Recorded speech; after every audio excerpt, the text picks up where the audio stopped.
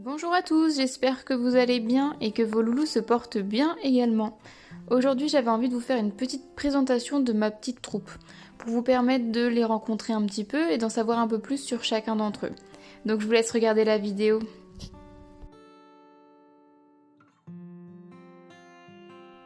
Pour commencer cette vidéo, je voulais absolument vous parler de mon petit Twist. C'est mon lapin nain tête de lion qui malheureusement est décédé très tôt à l'âge de 7 ans cette année. Twist, c'est un lapin que j'ai eu très jeune. Il m'a suivi pendant toute mon adolescence. Ensuite, il m'a suivi dans toute ma vie d'étudiante jusqu'à ce que j'atteigne la vie d'adulte, comme on dit. Twist, c'est vraiment le lapin de toute ma vie. C'était vraiment un lapin très câlin, vraiment pot de colle qui avait besoin de sa dose de câlin et de papouille à la journée. Par contre, c'était un lapin qui était extrêmement stressé et qui, au premier abord, pouvait faire peur aux gens parce que, à cause de ce stress-là, il pouvait lui arriver de grogner sur certaines personnes qu'il ne connaissait pas. Twist, il avait énormément besoin de temps avant de faire confiance à quelqu'un. Twist étant un lapin très stressé, il m'a fait énormément d'arrêts transit et c'est malheureusement ça qui nous l'a retiré. La deuxième petite boule de poil que j'ai à vous présenter, c'est Gigi, ou Gisèle de son vrai nom, mais plus personne ne l'appelle comme ça. C'est la petite lapine bélier que vous voyez sur les vidéos. Je l'ai récupérée quand elle avait 1 an et demi parce que ses propriétaires partaient à l'étranger pour le travail. Aujourd'hui, elle a 3 ans.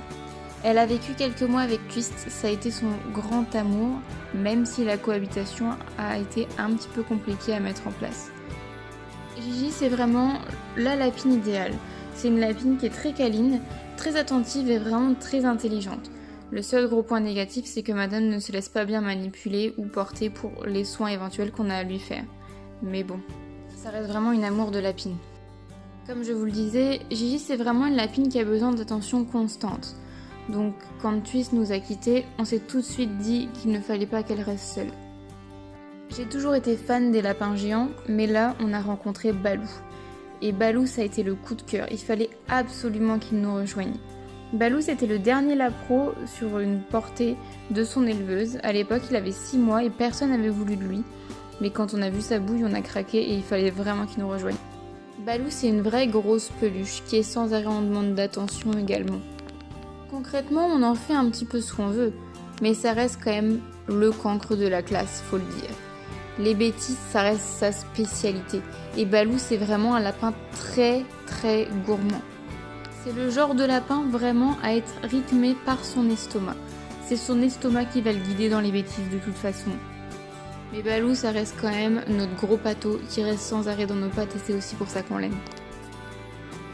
Maintenant que vous avez rencontré tous les lapins de la maison, place au chat. Et oui, au pluriel, parce que si vous avez regardé ma dernière vidéo, vous savez que Oasis nous a rejoint il n'y a pas très longtemps.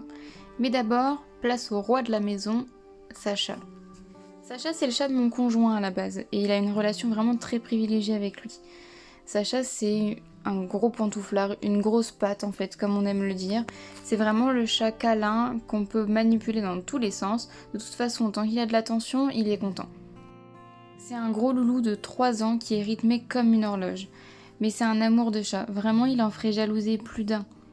Que ce soit avec nous ou avec les lapins, Sacha c'est vraiment un chat qui est fondamentalement gentil. Au contraire, au début, il avait tendance à avoir un petit peu peur des lapins et il s'y est fait petit à petit. D'ailleurs, maintenant, c'est plutôt les lapins qui vont commander.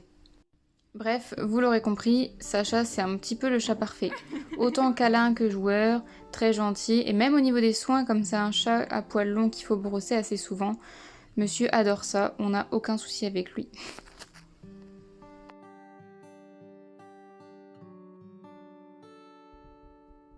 Et voilà, il est maintenant temps de vous présenter le dernier arrivé dans la famille, Oasis, qui nous a rejoint il n'y a pas très longtemps, puisque à l'heure où je tourne la vidéo, ça fait tout juste une semaine qu'il est avec nous.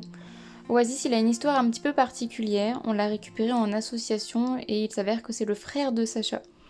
Pour tous ceux qui seraient curieux d'en savoir un petit peu plus par rapport à l'histoire d'Oasis, je vous invite à aller regarder ma dernière vidéo.